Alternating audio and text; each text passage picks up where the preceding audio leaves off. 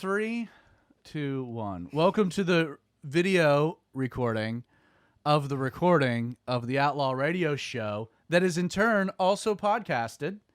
That's what we're doing here. What's very cool about this is this video we produce, and we've been recently just releasing it as like one file. We've been posting it on the Outlaw Radio Facebook page, but Creighton, who's Hello. with me, we've just started something new you've been working on the YouTubes. Yes, we're actually setting up a YouTube channel. We've got the last 3 coronavirus videos we did up there. It's the full recording of the podcast. The recording of the radio show that becomes a podcast. Yes. And then I think that as we move forward, we're going to try and make it into do live shows, things like that. Just make it into a real YouTuber. We're going to be YouTubers. That's the end goal here. What we will start with, though, is this video. The way we'll release it is we will stream it first. So we're not going to release it all at once. So you have to watch this in real time.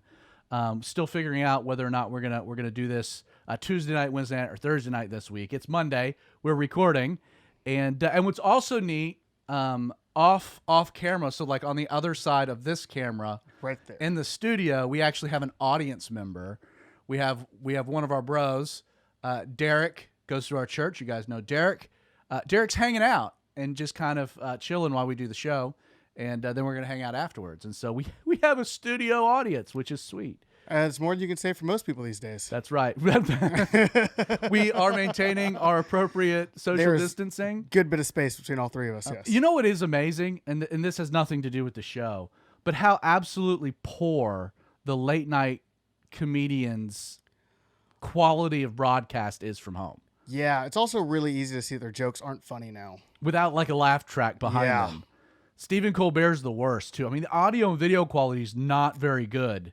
Like even, I can't believe it's late night television and they don't know how to stream video. Yeah, no, it's crazy. It is crazy. Well, we're going to dive right in, get started with the show. Obviously, still very relevant. Today will be coronavirus centric as far as the show goes. And so with all that being said, let's you ready to get onto it? Yeah, let's do it. All right. 3, 2, 1.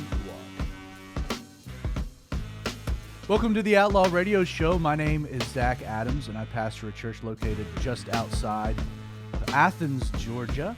The name of the church is Calvary 316 for really 2 reasons. One, practically, we're located off of Highway 316, which is a thing if you're a local. Secondarily, there's some really good 3:16 verses in the Bible, most notably John 3:16, for God so loved the world that he gave his only begotten Son. Regardless of where you're listening or how you're listening, I do hope you stay with me over the next hour or so as we seek to deconstruct the negative perception that the world has of Christians by boldly discussing relevant topics in an honest and genuine way. If you'd like to learn more about the church, I can't invite you to join us in person. We are still in these shelter-in-place mandates. Social distancing is still a thing, but we've upgraded our Sunday service stream. Check us out.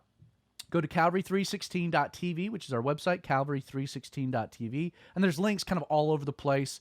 You can watch our service on Facebook. You can watch it on Twitter. You can watch it on YouTube. You can watch it on the website. 10:30 Eastern Standard Time, our service. And so if your church isn't doing a stream of any type, or you can watch a service at a different hour and you'd like to check out our church, please visit us, be our digital guests. Leave a comment, let us know you're doing it. The coronavirus, again, this show is all about discussing relevant topics. I should go ahead and get this out of the way. I am joined again by my sidekick, my partner, my friend, my brother, Creighton Vaughn. Hey, y'all, how you doing? How are you doing? That's the question. I'm doing well. I'm doing very well. One tip for radio is when you ask the audience how they're doing, the audience has absolutely no way to respond to you. Yeah, but I'm Southern. How you doing is not really something that needs a response. It's just a thing you say to people. Bless your heart. Exactly. Bless your heart. Well, it doesn't have any real meaning. Creighton is here, and he kind of acts as an audience member. And so when there are points that I make, things that arise, Creighton kind of interjects some questions, some comments, some feedback. As we've been doing with these coronavirus episodes, the first component is kind of where we're at. Like, where are things presently? A lot of people have died from the coronavirus, and I say that with a lot of respect, a lot of solemnness. Every death matters. Every death is the loss of a life. It's the loss of a mom or a father or a child. It's the loss of a niece or a nephew or a grandchild, a grandparent. So often, especially when you're seeing these type of numbers being posted every single day, you have websites that you can get like kind of the live tracking. We're well over 40,000.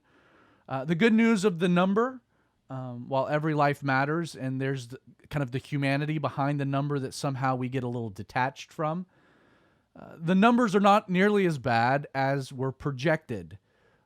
I think it's safe to say, purely based upon those doing the models, that the models have been way off base. The modelers are admitting as such by revising their models. What the real numbers of all of this stuff is, I don't think anyone still understands, which is kind of alarming to me if we're talking about where we're at.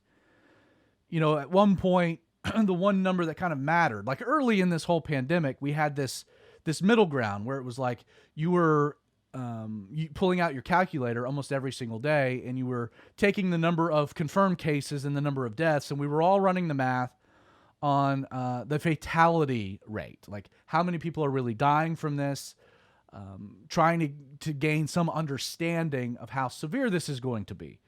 It was all about fatality rate. Those were the numbers. And then we started realizing that number was very difficult to attain, to achieve, because we really didn't know how many people were infected with this thing.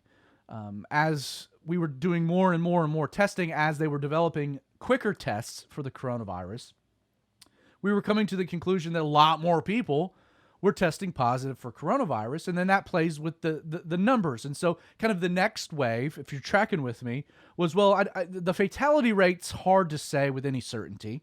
So we kind of have to back off of using that as our metric to try to feel out how bad this thing is. And instead what we'll do is we'll just use the literal fatalities. So the number of people that are dying from the coronavirus, let's track that number, and that will be our indicator.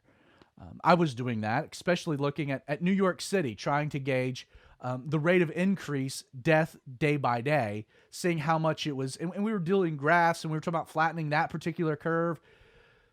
Well, the problem with now looking purely at the death rates is first, have you noticed in the news that we're just getting like arbitrary bumps in fatality rates? Like the number of people recently, Bill de Blasio, the mayor of New York City, just arbitrarily added 3,000 people to the death toll because they believe they died from coronavirus, but they hadn't tested positive for coronavirus. And it's like, well, they might have died from coronavirus, but we have no idea if you can accurately add those numbers into our primary metric. So that was getting confusing. And you start to think, well, if we're not having as many deaths and the political leaders are feeling the heat for maybe overreacting, they're trying to justify what they're doing by adding more and more numbers arbitrarily. And that started to get convoluted. Like, how can you really trust the fatality number? The other problem is that, I don't know if you heard, but if you die from anything and you have coronavirus, you get added into that statistic. One of the numbers that kind of illustrated this is something like, and Creighton, you can correct me if I'm wrong on this, but something like 5 people in New York City a day die of a heart attack. That number might not be specifically accurate, but let's just kind of roll with it. Sounds about right. Let's roll with it for illustrative purposes. Right. Well, if you die of a heart attack, but you test positive for coronavirus, though you were not exhibiting any symptoms of coronavirus, you're counted not as dying from a heart attack.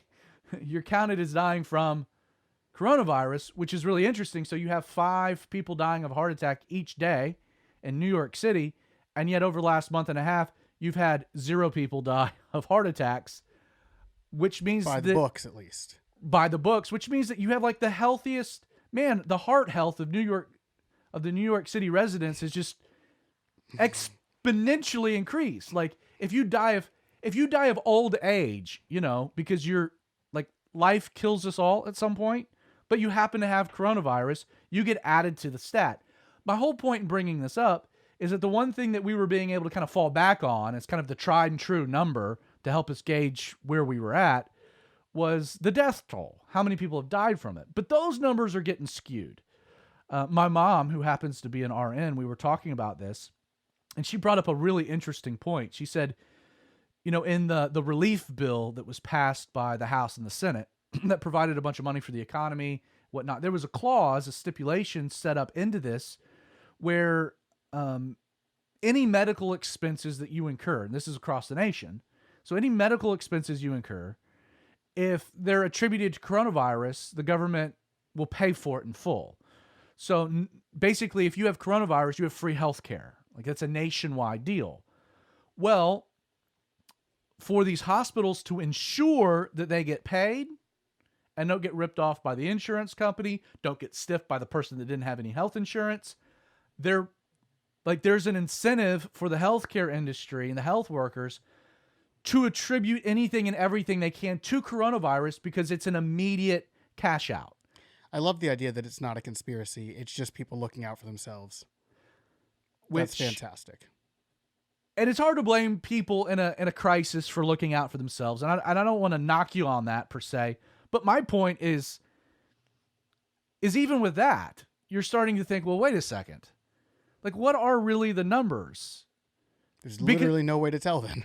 Because there's no way to tell other than the fact that it's pretty easy to say that whatever the number is, it's much less than that versus kind of the way we were processing it, that it would be much greater. I mean, early on, you had estimations of 6 million people in America were going to die from this. And then it was 1 to 2 million people. And then it was 250,000 to 500,000. And then it was 100,000. And then it's been revised as of today to like between 50 and 60, which the government seems to think that the curve has been flattened and the numbers are going to continue to kind of implode from there. The other thing is this study that just came out from an institute in Massachusetts where we're now starting to test people for antibodies. Now, if you don't know what an antibody is, Creighton, tell the audience what an antibody is. An antibody is it's not technically a cell. It's a part of a cell that your body makes when it comes in contact with a pathogen that it uses to identify that pathogen again. So like if you've had the common cold, your body has little pieces of cells that will identify it, stick to it so that your white blood cells can attack it. And so in regards to the coronavirus, why would an antibody test be helpful? Because if you test negative for the coronavirus, but you have the antibodies, it means that you have A, contracted coronavirus, and B, gotten over your infection of coronavirus. You no longer have the disease, but you have been infected before, so now you're immune to it. So we're starting to get antibody tests, which let people know, have you had this thing? And if you've had it, are you now immune from it? Like, can you contract it again? Which is another kind of misconception because no one really knows that for sure, whether you can get it again if you've had it. Right. It might be like the flu where it mutates enough between seasons where you can get it every year if you're unlucky. Which would be bad. Which would be terrible. But this institute in Massachusetts, they're starting to do. They found 30% of the people that they did this random test with had the antibodies, had never experienced any symptoms. So my point, where are we now? As kind of appalling as it is to say, we are 7 weeks into this, like in an American sense or the Outlaw Radio universe. We've been dealing with this for like 7 weeks. We don't know anything really more than we did when this started. Like even to the point, so my buddy Derek, who happens to be kind of in the audience here at Outlaw Radio, he's watching us record the show. From a safe distance. We were talking early on. This was probably February. And he was like, listen, like late November, early December, my entire workplace, everyone got like this wicked flu. And it was terrible. But nobody tested positive for the flu. But it presented like the flu. He was like, and I really think like everyone got coronavirus. But the problem is that they were saying, the first case was the 15th of January. And now, like we're getting certain reports coming out that it could have been here as early as November, which would then validate. I know other people that had in December just a wicked, what they thought was the flu, got tested, the flu was negative, and they just kind of plowed through it. Again, it blows my mind to say, but we don't know anything more than we did, and that's really alarming. Another big development is that early on, we were told this came from a wet market in China, in the Wuhan province, Wuhan city. And there were certain people that were pointing out, like, hey, there's a biolab, like a stage 4 biolab, P4 biolab, that tests coronavirus. And it's interesting that the wet market in question wasn't actually selling shoehorn bats, which we know this coronavirus is connected to. And so you had reporting coming out a month and a half ago saying that this had been released from a biolab as a mistake in China. And people freaked out. People were going all around. And if you ever mentioned that, you were called a conspiracy, a tinfoil hatter. And a racist. And a racist. And people were getting kicked off of Twitter. They were having YouTube accounts shut down. And then this past week, we get Fox News and Brett Baer citing like multiple intelligence agencies confirming that indeed somebody in this Wuhan lab accidentally got infected, left the lab, infected their girlfriend, and this is where things started to spread. There's a lot we're going to talk about. Don't go anywhere. We'll be right back. You are listening to the Outlaw Radio Show. It really is. And Derek, you were saying that.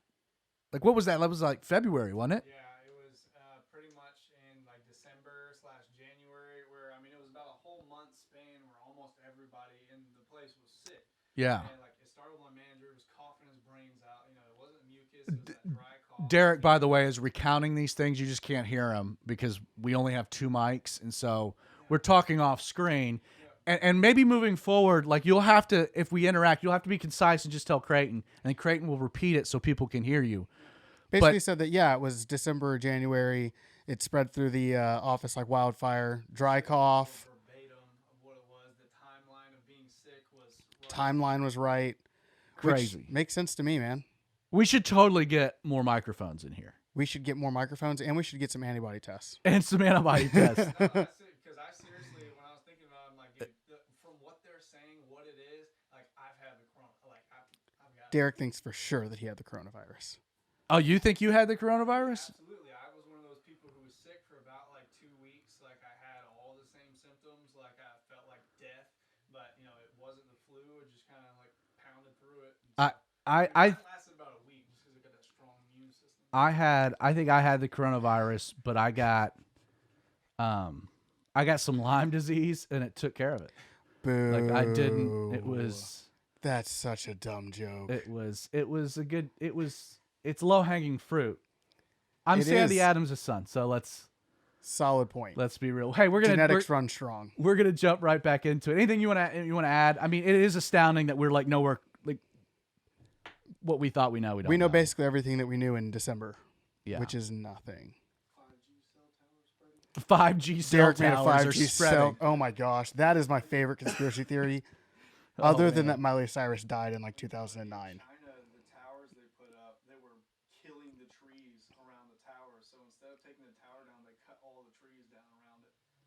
Crazy. All right, we're gonna dive. Let's move on. We're gonna dive back into this. We got a lot of things to talk about. Derek's over here with no microphone, just rocking and rolling. We need to get the kid a mic next time. Anyway, next block, 12 minutes. You ready? Yep, let's do it. You want to do contact information? Sure, I'll do contact information. Right. Rock some contact information. I'm trusting you with this. All right. Well, this one I can read. It'll be much easier. Project. That's never helped you before. Solid point. All right, 3, 2, 1. Welcome back to the Outlaw Radio Show. One of the most important aspects of Outlaw Radio is our desire to connect with you, the audience. If you have any questions about something said on this show, or you want to challenge an opinion you didn't like, or would just like to submit topics you'd like Zach to address in future episodes, literally nothing is off limits. There are several ways you can reach us. First is email, which is info@outlawradio.org. Second is on Facebook, which is The Radio Outlaw. And the third is on Twitter, which is @radio_outlaw. We'd love to hear from you.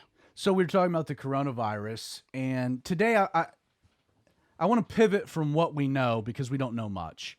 Even so many weeks into this, we really don't understand quite what we're dealing with. It doesn't seem to be as bad, but people are upset now, and we're now figuring out how can we open up the economy. We've got people hopping mad about losing paychecks, losing jobs. The unemployment is historic. Over the next few weeks, it's going to be very interesting to see how we balance risk of further spread or inflaming the spread of coronavirus just when it seems like we've flattened the curve versus people just getting back to work. And I really sympathize for those of you that are out there in the service industries. If you're out there, you own a restaurant, you operate a restaurant, man, this is terrible. And our hearts go out to you.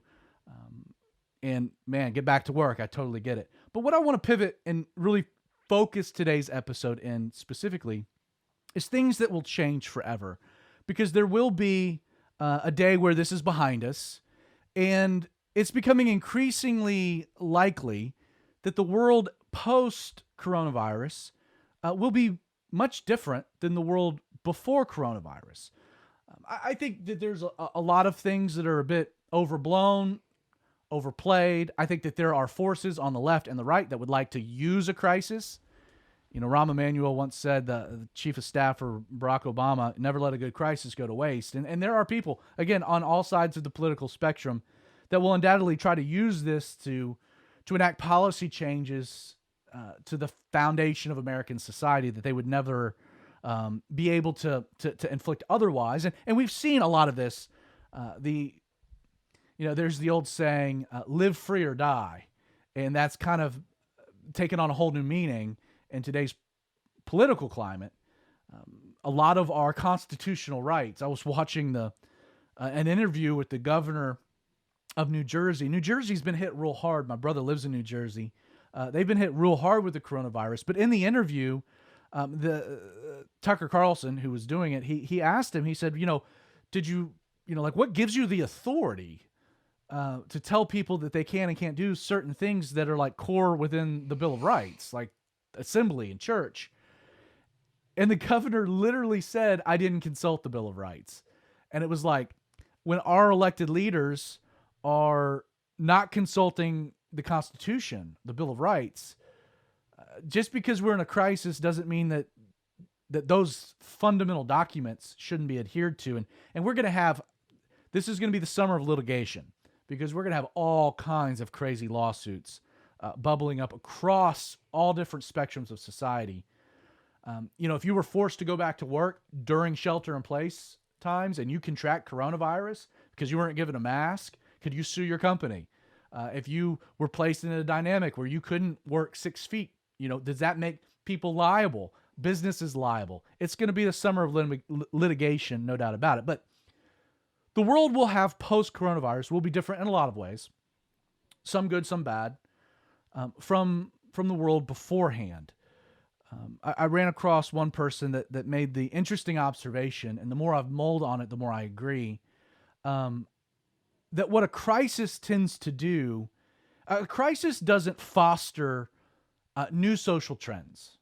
What a crisis tends to do is it escalates the social trends that were already in existence. I'll give you an easy example, because I want to start by talking about certain things that will change within the church community. And the first point here is an easy one. Over the last 10 years, we have seen a slow shift in the way that people give of their tithes and offerings. For centuries and centuries and centuries, you passed a plate, and then we got the offering box. We're still dealing with cash money, and then checks kind of became more of a thing. So instead of just giving cash, now you're writing a check and dropping it in the offering box. And then slowly but surely, banks started incorporating bill pay. So instead of me writing a check and putting it in the offering box, I can set up my bank account to send a check. And, with technology and trends, we see progress. And then we start getting into digital giving, where people are using, the first platform was PayPal. So you can now give digitally with PayPal. And then, that was cool. I could sit on my computer, but then they enact a reoccurring donation function. So I can just go ahead and set it up digitally, and it'll happen every time I get my paycheck. That's cool because, I get direct deposit anyway. And so that's sweet. And then people are like, well, forget about getting onto a web browser, the Square Cash app. So you can do it right from an application that links to your bank account. We have seen this movement within churches towards digital giving. One of the things that the coronavirus and this pandemic and the shutdowns, what has it done? Well, it has accelerated what was already occurring naturally. More and more and more people were moving towards digital giving. I'll speak as for Calvary 316. We were at I want to say 80% of our giving was all digital. Now, we're a younger church filled with a bunch of younger people and older people that want to be younger, that appreciate kind of the progress of being around youth. So even a lot of our older people were giving digitally, but we still had some check writers. They just liked writing a check. But what we've seen, throughout this, we've moved from 80% digital giving to 96% digital giving. It accelerated something that was already happening within culture. It just made it happen much faster and kind of instituted it much more quickly. The idea of carrying around cash. Well, we're going to kind of exit this virus a bit germophobic. People aren't going to want to handle money or handle money that you give to them. And so the digital platform, an economy of cashless money, is on the horizon. One of the other things, and I read an article I'll give credit to by Tom Rainier, who wrote, he's written several articles recently about things that will change because of the pandemic within church culture. And he talks about what's known as the 80% rule. Creighton, you and I, we've talked about this a little bit just off air on our own.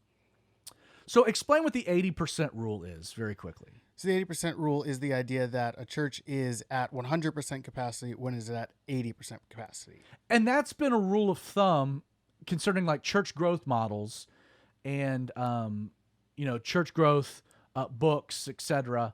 Because once it starts to get too full, people get intimidated and they don't want to sit too close to the person next to them. And if they come in and they can't easily find a seat, that gets awkward. Or if the parking lot's too full. Again, the idea of the 80% rule, and the 80% rule has kind of existed for decades now. Now that people have been actually tracking this type of thing. Again, the sanctuary's at 80% capacity, you're 100% full, which then immediately causes, church leadership team to start to consider options to create more room for future growth. And so forever, that was going to another service. Sometimes that meant making a bigger room. So your 80% then became 60%. Other campuses, multi-site modeling. But what's interesting is that Tom Rainier, he believes that the 80% rule because of the coronavirus is now going to actually become the 60% rule. And what that means is that it's going to kill big churches. Let me explain why. A big church that doesn't own their facility, so they've got a gigantic mortgage payment for a big building on a big chunk of land. How big is a big church in this? Let's just use a number of, let's say 1,200 people. So you've built a sanctuary that holds 1,200 people, and again the math's a little off, but you ballpark numbers. You get 1,000 people coming, on a regular Sunday morning. On a regular Sunday morning, your sanctuary capacity is 1,200. People are all right with that. No big deal. Well, the deal is that you need 800 people to financially be able to sustain the mortgage payment, and therefore all of the costs that are associated with having such a large facility. The problem is that if you have a 1,200 seat auditorium and we're now going to go to the 60% rule, that's what, 675 people, give or take? Something like that. The idea is that you're not going to be able to fit enough people in the sanctuary to pay for the sanctuary if 60% capacity is the height. The problem then is that you're going to use a 1,200 seat auditorium to have 7 services of a 60% capacity, and it's just not going to be sustainable. The idea is that moving forward, one of the big changes that we might see is the move away from larger churches and big auditoriums into a more smaller church model. Fewer people. Like even the early days of the social distancing, it was 50 people. And now it's gotten to 10, but it'll get back to 50 people. How many people in one room will people feel comfortable with? You know, they've already talked about once you get to 180 people, one pastor can't effectively shepherd the congregation. Once you get to 180 people, you now need more staff to handle the next influx of growth. But the idea is that smaller worship services, more intimate environments so that there's more space, will kind of become the norm, and big auditoriums, big sanctuaries will, just by process of elimination, get weeded out. We're going to continue to talk about some of these things. I'll give you another example. I can squeeze this one in before the break. Greeters, the Sunday morning greeter. You know, the person you come walking out of the parking lot and they're boom right there at the door wanting to shake your hand and kiss your baby and give you a hug. No. Nope. Like people are not gonna. Maybe a greeter that's there with hand sanitizer, not touching you. But the idea of a Sunday morning greeter, we're going to kind of have to rethink that. You know, the person that's there to say hello, maybe you just want to be able to come and have some space. With all that being said, we got a lot more to talk about, things that will change forever because of the coronavirus. Don't go anywhere. You're listening to the Outlaw Radio Show. Yeah, the greeter thing is definitely going to go away. Which is great because we kind of killed the greeter thing a while ago. Yeah, and I've always hated the greeter thing because I'm antisocial. So going to a church where I don't have to do that is always great. That's true. This coronavirus thing has been a dream for you. Oh, it's been great. I don't have to deal with people like nearly as much. Nobody wants to be around me. I don't want to be around anybody. It's great. It's fantastic. You know, the thing, so a lot of people don't know this, so I'll share. If I do a Myers-Briggs personality test, I actually will score as an introvert because deep down, if you give me the option, you want to be around a crowd of people or do you want to be on your back deck watching the Braves game by yourself? I want to be on my back deck watching the Braves game by myself. I enjoy the solitude. Like I'm the person, I don't have to be around people. Now, if you go to Calvary 316, you might be saying, well, you're very extroverted, Zach. Well, that's because I'm not limited by my genetics and I'm filled with the Holy Spirit and I don't want to restrict my calling and how the Lord can use me in various ways. But deep down, I like solitude. I enjoy that. Well, you know, we've been live streaming our service. We've been streaming the Sunday service, and that has required me going to the building to record the Bible study, and all of you get to watch from home. Well, the church is doing great. Like, we've grown. The numbers have grown. The tithes and offerings have grown. In fact, like, we haven't met, 6 weeks, give or take, 5 weeks, something like that. Something like that, yeah. And our church not meeting is the healthiest it's ever been since we launched in January 1 of 2013. Meaning that when we come back, what needs to happen is we'll have an in-person service, but I'm going to stream from home. Because apparently, people like me a lot more when they don't actually have to say hello to me. Right, when they can just watch you teach and don't have to actually interact. And don't have to interact. They're like, man, when that guy just shuts up and teaches the Bible, I like him. The moment he's not teaching the Bible, what an annoyance. I mean, it makes sense. You remember all those lunches a couple of years ago? We don't have to talk about it. Okay. So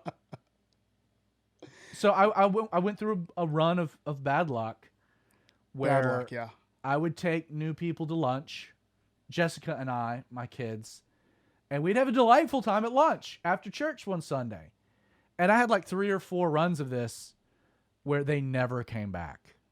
They would come to church, love it, go to lunch with Zach and his family, and we would never hear from them again. They would ghost us, like straight up, never come back, would never return phone calls.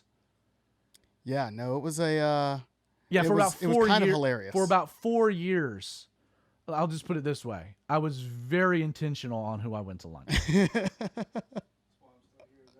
That's why Derek is still here, because we haven't gone to lunch. There's true words there. Well, hey, we're already running out of time, so let's dive right back in. 11 minutes. 3, 2, 1.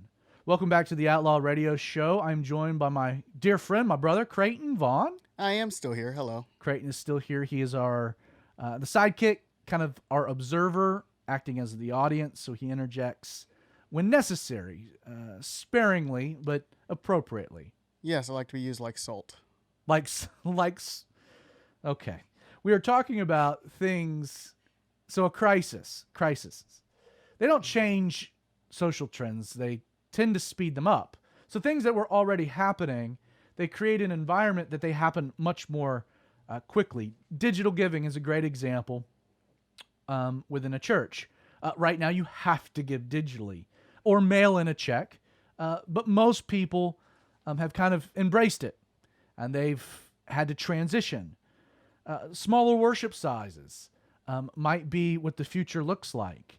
Greeters, very likely that greeters will disappear, at least for a while.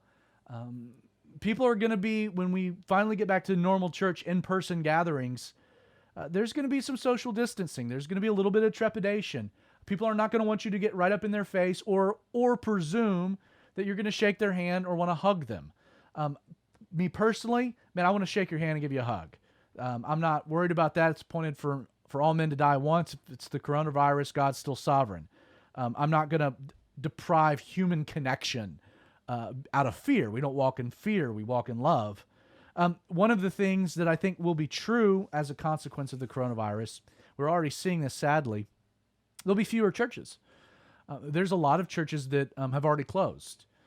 Older churches that had not embraced any type of the digital world, churches that were very dogmatic about live streaming, etc., they're dying. If you didn't have the ability to take an online donation, by the time you were finally able to pivot and get all that set up, you'd lost a lot of your people. There'll be a bit of a purging, I think, in regards to small churches that, again, were already dying. I think this probably speeds up your death. Churches without pastors that were searching for one probably sped up your death. Big churches that had big mortgages that couldn't pivot might have damaged your church. I think live streaming is going to go from being a blessing to likely being a curse. I tend to be one of these people that we are streaming our services. Don't get me wrong. It's the platform that's available. And it's not going to go away. It's here to stay. That's a truth. And yet, what's going to happen is that once people get acclimated to church on their flat screen television, why do I need to now go to church when I have to get dressed up to go? You mean I have to put on shoes? Put on shoes, put on pants. I have to take a shower. A lot of those things aren't necessary to come to Calvary 316. Pants True. are, shoes optional, but Shower optional. But I'm just saying, like when people get acclimated to just the digital format, it's the ultimate fostering of consumerism. Now, I've talked about this a lot on the show about there's a difference between being a part and attending, or there's a difference between being a consumer versus a participator. Church is not about coming to get. It's also about coming to give, to be a part. Consumerism within the seeker-friendly movement, within the attractional church model, we've seen these trends happening. I think we are expediting them, and ultimately live streaming becomes the natural manifestation of that. Not only do I not have to interact with people, but I don't even have to attend one church, because I can pick whatever church I want. Like, I have every church in my Facebook feed that I can watch on Sunday morning, and I can pick and choose what I want, and I don't ever have to have the accountability, the connection, the interpersonal relationships, and all the mess that comes with that. Understand, a digital platform is never a substitute for an in-gathering. It doesn't substitute for community. Digital online Facebook community is not real community. It's a shadow of it. It's a partial substitute if you can't have it, but it isn't a replacement. And so I think live stream, in a lot of ways, it's going to become a curse. It's been a blessing, but I think it's going to be a curse when we start opening up and we have people that don't come back because they already like the comfort of just being able to watch from home. And truth, everybody's invested into gear to make their live stream full-blown television quality, that the quality now is much better because people have had to pivot, churches have had to pivot because it's our main medium right now. But we've made it so good that, again, I got like 12 camera angles to watch the worship band play, And when I go to church, I watch on a screen anyway, whether it's a multi-site campus or a big auditorium that I can't see the guy. I'm still watching on a screen. So why do I need to leave my house at all and then run the risk of getting sick or getting my kids sick? And so I think live streaming, as we extrapolate this out, might end up being the blessing that turns into a curse. Multi-site breakups. I ran across an interesting article about, so the last several years, mega churches have realized that people do like smaller venues. They like the ability to connect with the pastor. They like the ability to connect with people. And if you're coming to like this 13,000 people place and there's 12 services, and I mean you can go every single Sunday and not even meet the same people over and over and over again. Like, it's very difficult to create any type of community or connection. Now, these big churches, they'll do life groups and all types of things. But one of the trends we've seen as of late is the multi-site model. So big church, instead of new services in one building, they start buying new facilities and they start videoing the Sunday service from those locations. So they're smaller communities, smaller pockets of people. So you're giving people what they want while also, being able to make money on it because you're in a centralized location. One of the interesting theories is that you might see the eroding of that particular model. I ran across this quote. Overnight, every multi-site church became a single-site church, online. Digital church scales in a way a physical church could never. And that's true. All these multi-site campuses found the luxury of just watching online. So why watch on a TV there, on a screen in this building, when I can do it from home? And one of the interesting thoughts is, are there a lot of churches still holding on to being Blockbuster when we live in the day of Netflix and Apple and Disney Plus and Amazon Prime? Crisis, the cradle of innovation. I want to pivot. You have anything you want to add to that, or any interesting thought to that? Because I want to also address this topic from more of a macro ideal. I think this isn't necessarily a terrible thing. Elaborate. Like, I'm not a huge fan of the idea of churches becoming more focused on live stream. I think the live stream is great, but I do think we should still have the like an in-person service if we can. But the big churches breaking up, the multi-site churches breaking up, I don't necessarily think that's a bad thing. I think that could be a overall, like, corporate national church good. If you're having smaller churches, more connection between people, I think it'll be a good thing. What would be interesting is, let's say that happens. So let's say what we've just discussed, a lot of that takes place. Mm-hmm. We could look back like 50 years from now, kind of trying to place the time and age in which we live right now into a context of church history.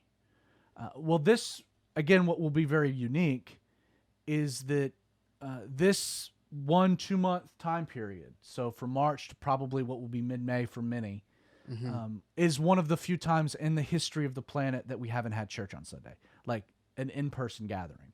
I don't think they banned the gathering of churches during the Black Plague. No other point has this type of an environment. Like, we're really actually living through something very unique. And so we might look back, placing this in the context of church history, and said, we had all this consumerism and all this big church and celebrity and all these multi-site, and it was church on steroids. It was consumerism. It was out of control. And God stepped in and said, nope, boom, and shut it all down. And then from this pandemic, something else emerged. And that you could look back and be like, yeah, God hit reset on his church. We all went back to house churches for a little while. We all went back. We literally have been having house church on a live stream because you're having church with your family and with your kids. And it's an interesting thought that, maybe we look back from the angle, the perspective of history, and say, the church that came out of God shutting it down ended up being a much healthier church. You made the Right. comment before that from an individual standpoint, this really strips away traditionalism. Because if you're going Oh, to yeah. church purely like out of tradition, and now you fully have like got the excuse I don't have to go, you might never go back. So those people that were going to church for the wrong reason. Oh yeah, if I had been one of the guys going to church for the wrong reason, at this point I wouldn't be waking up at 10 o'clock to watch a live stream on Facebook and say good morning in a chat. Like, You've been stripped from the burden. yeah. Now on the flip side to it, there's other people that are like, man, I would have never stepped foot in a church in my life, but I started watching this on Facebook, and God changed my heart, and I can't wait to show up. Like you might have, Which is an easy trade. you might have a purging and fresh fruit, a pruning with fresh fruit. Right. Well, don't go anywhere. We'll be right back here on the Outlaw Radio Show. I hope we didn't go over that section. I don't actually have a timer. Sometimes I have a timer. I don't have a timer, so I'm just No, that's fine. We're all good. banking on you to keep I'm track glad of Creighton time. came prepared today. I mean, I have a watch. I can keep time, but it's a lot of work. He came prepared. With our church, I'm not kidding. This has been, I think, one of the healthiest seasons for Calvary 316. I hope when we come out of this, I mean, we're packed. I think we will be. That people are like, it used to be that you considered somebody a frequent attender when they came 2 out of 4 Sundays. Now that you haven't been able to go any Sundays, I hope that there's been a renewed appreciation of like, oh my goodness, my life misses something when I'm not able to get up on Sunday with my family and go to church and hang out with these knuckleheads and study God's word together. And man, now that I've seen what my life looks like when I can't have it, when I can have this again, I'm never going to let it go. Yeah. And it's an hour and a half of my day, one day a week. It's not a huge time commitment, but what's yielded the reward, just so significant. Let's wrap this up and then have a few more thoughts. You ready? Yeah, sounds good. 3, 2, 1. Welcome back to the Outlaw Radio Show. We're talking about things that will change forever because of the coronavirus. And we started by talking kind of church-specific, things about the church that will change. And if you're listening, there's no doubt this will affect you, whether you're a Christian or not, whether you're kind of in the church or just kind of on the peripherals of the church. Things are going to change. Disasters, crises accelerate trends that were already in place. I want to just, with the time that we have remaining, and we're not going to really be able to get into all of this. Again, we might have to punt some of this to another episode. But I want to just kind of talk more broadly about things that will change forever. This was not on my list at all. I was talking to a friend of mine the other day that's an educator, and she made this comment that how in the world does school ever go back to the way that it was? Like, how do you ever go back to having high school classrooms packed with 35 people because we can't hire enough teachers, or poorly insulated trailers? How do you have classes? Like, let's talk about this fall. How do they restart these crowded schools when it's impossible to maintain any type of social distancing whatsoever? And you got hallways with lockers. When I was in high school, walking down the hall, you were packed in there literally like sardines. Literally. Like sardines. Like there's no, like if I was in high school now, there's no way I'd be going back to school in fall. It's not great. Without something. It's great. I don't have like what that will look like. I will say that the remedy is not online education because, again, and I don't know where you live, where you're listening, but here the online schoolology system has stunk. Like, it's been terrible. And not only that, but you have a school system requiring students and teachers to be paying for a service at their home in order to engage in a public service. So we have a public school that now requires you to go out and pay for broadband internet in order to take advantage of the things your tax-paying dollars are paying for. Like, the only way that you can even do this is have a dynamic where you have universally paid internet, like high-speed internet. Like the internet companies would have to be nationalized in order to be mandated in this whole platform. I can think of a couple people who would be into that. The other thing that's interesting about it all is, and we've seen trends, and again, this won't apply to every industry per se, but we've seen trends where people have been lobbying, like, let me work from home. Like, there's no point for me to go to an office complex 5 days a week, drive an hour and a half there, an hour and a half back, because traffic in Atlanta is terrible, and then waste a bunch of time because I'm super frustrated. And I get up and I walk around, and I've got Fred that comes by and wants to talk about the ball game when I'm trying to get my job done. Like, people have been arguing, like, let me work from home. Let me work from home. And I think that there's going to be a dynamic where you have so many people working from home, the data is going to start coming out that people were more productive. We already have seen the impact on the environment within the city of Atlanta. I'm only speaking about Atlanta, but like, you get pictures of Los Angeles with no cars where the air's clean.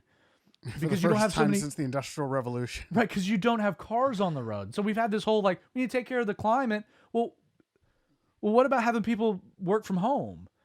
If their productivity remains the same or go up, businesses are going to take it on the chin coming out of this pandemic, not because their workers were no longer productive. What's going to be interesting is that there's going to be a real estate bubble, a commercial real estate bubble, where you've got these businesses that have these gigantic industrial complexes where they've required everyone to go work. Everyone's been working fine from home and that doesn't want to go back.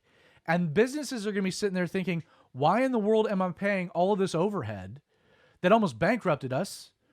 Why do I need it when all of my employees can work from home and teleconference?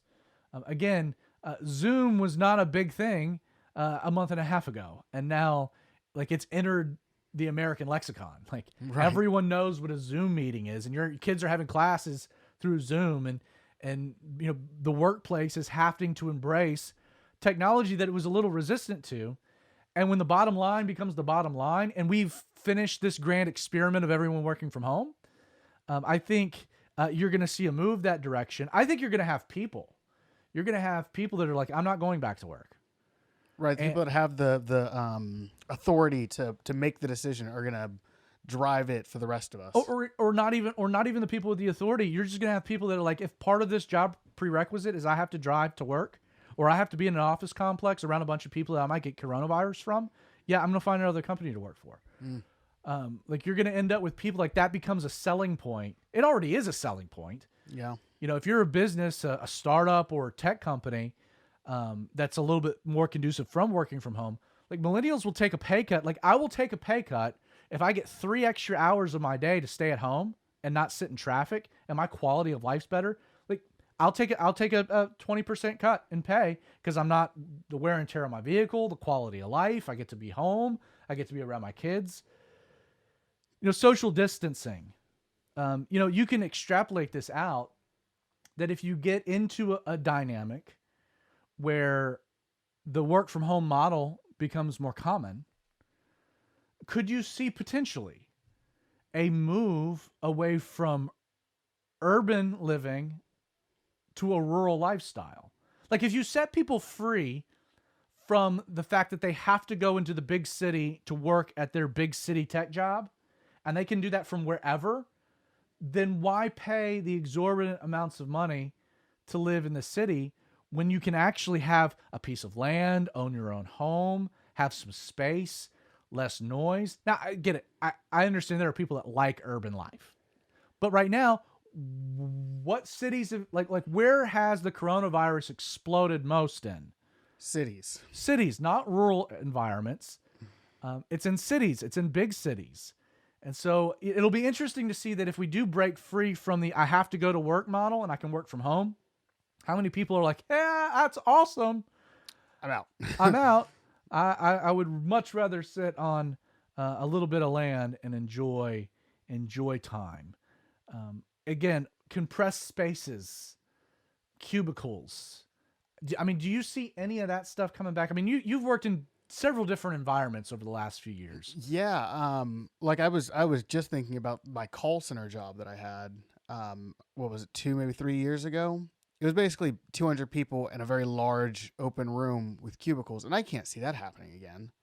Like, I wouldn't want to sit surrounded by people for 6 hours talking on a phone that is talked into by multiple people. With people coughing and sneezing and rubbing their noses and their eyes. And yeah. Like, I think it'll change the way that all the call centers work in at least some way. And because they all have the headsets that go on, and nobody owns their own headset because that's just not how the companies work. You share headsets. Well, we're running rapidly out of time.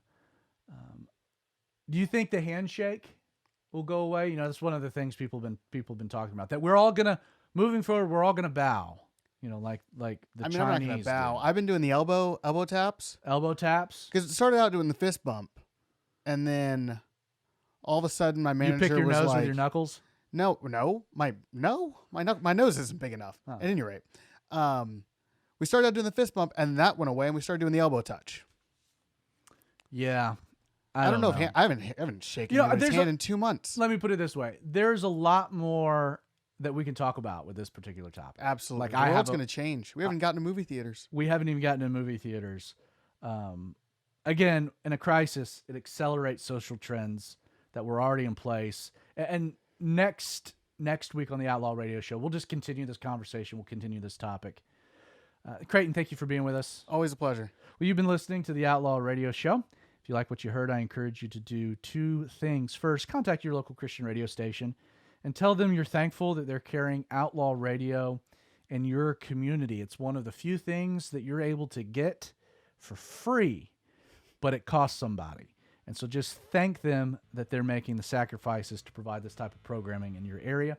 The other thing I want to encourage you to do is visit our website, which is outlawradio.org. From the site, you can easily access our podcast. It's available on iTunes as well as Google Play. You can listen again to this episode in its entirety or all previous episodes. Finally, let's connect. Twitter, Facebook, info@outlawradio.org. That's our email address. Once again, my name is Zach Adams, and I hope you join me again this time next week for more of the Outlaw Radio Show. Yeah, man, I had so much more to talk about. But as always, it's amazing how quickly an hour goes. I mean, time rules us all, right? It does. I did a wedding. I don't know if I'm supposed to say this, but there's a couple in our church who their wedding, they had a beach wedding planned for April 15th. Yes, I do. Big beach wedding. It was like the dream wedding. It was a thing. And obviously their plans got blown out of the water. Yeah. And yet the Lord's really been speaking to them, and they know they need to get married, and that would be honoring to the Lord. And it's not how they wanted it to be. It was not their dream to get married on the shores of Fort Yargo. Is that where you guys did it? That's where we did it. That's fantastic. But I'll tell you, it was the first. So we were there. We were waiting for the bride to show. The groom made his way across the lake in a boat, which was funny, a little John boat. And his buddy, who was kind of the de facto best man, they get up and I say, "Hey, man, my name's Zach," and I got my hand, I'm holding my iPad, tight, and man, he just like no problems whatsoever, stuck his hand straight out there and says, "It's real nice to meet you," and I was like, had that moment, real's like, huh, the heck with that. Took his big bear paw, I shook his hand and said, "Man, it's nice to know you." Like there's a component to this where, everybody's been safe and we've done our thing, but like a handshake, if we really wanted to get biblical, Paul says we're to greet one another with a holy kiss. Right. See, that's a bit much for me. So, instead of like our options are, we could be real biblical and do the holy kiss thing, or we can do the handshake. I say we go back to the old school forearm grab. The forearm grab. It keeps your hands away from each other's hands. We're Knights of the Templar. The Templar. Yes. I mean, in one hand, I got my thing of meat, and I'm going to shake your hand. Yes. I think it's... Put my sword back here. It is more manly than touching elbows, but it is more sanitary than shaking hands. Although, when I do this a lot. Well, you shouldn't do that. I do. They make these things. They're called Kleenex. I do that. So when you grab my arm, Good to know. I don't Never actually do forearm that, grab but with that's you. what I'm gonna forearm handshake from here on out with you, man. No, I'm good. You ruined that for me. I Thank you. ruined that for you. You ruined it for me. The there's something about and this is one of the things that I really do have a fear about our society. One of the biggest things our society. So this is before the pandemic, and again, pandemics speed things up. Loneliness was an epidemic in our society. Loneliness, depression, people feeling disconnected from other human beings, mainly because they were disconnected from other human beings. Mm-hmm. And there's so much research about the power of touch, of like the physical human touch and what that does, like in the psyche of a human being. Like the idea of giving someone a hug, like they actually have science on it, that what it does in the brain is it basically sets off releasers of like, we're in this together. Like Dopamine and oxytocin. we're one. You're not alone. And I just think, I think if we end up being okay with a society that it becomes taboo to have human touch, I think it will be a very dangerous. I think more people will die from that than the coronavirus when it's all said and done. I can see that being true. The loneliness, the depression, the suicide, like people need, there was a time in your life you showed up in my driveway. The worst thing that had ever happened in your life took place. Yep. And you were bawling eyes and at the time you were in shock, and you walked up and I just grabbed you and you just let it all go. But there's something about that. There's something about an embrace. And if it's like, hey man, I know this is the worst moment of your life and your friend just died and this is terrible, but you might be icky. Yeah, just let me Can I comfort give you a you little from like elbow? 6 feet. Can I give you like an elbow tap? Will that suffice?